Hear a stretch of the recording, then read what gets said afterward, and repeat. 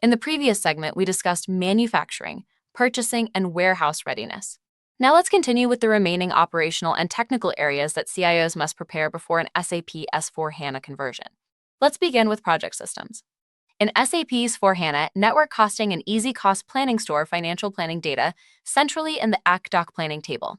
This improves consistency across finance and controlling reporting. However, some legacy integrations change. Microsoft Project Upload and Download transactions are no longer available. Organizations should evaluate modern integration approaches using BAPIs or OData APIs. Progress tracking and workforce planning capabilities are also enhanced. But these integrations must be tested early to ensure project execution processes remain stable after conversion. Next is service and plant maintenance. Mass scheduling logic changes in S4HANA. The traditional IP30 scheduling program moves to IP30H, which is optimized for HANA and supports parallel processing. Enterprise search must also be reconfigured using HANA-based search models. Maintenance analytics should move from traditional LIS reporting to CDS-based analytics for improved performance and real-time insights. If SAP CRM-based field service or in-house repair functionality is being used, migration complexity should be evaluated early. Some organizations may choose a phased transition strategy instead of direct migration.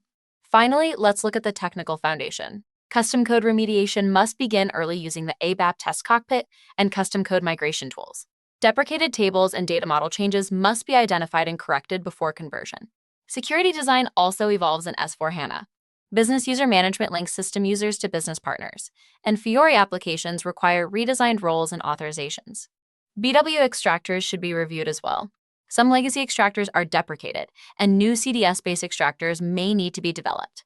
When CIOs address these areas early, project execution remains stable, services continue uninterrupted, and the technical landscape is ready for conversion. In the upcoming videos, we'll move into the next phase of the journey, the conversion stage.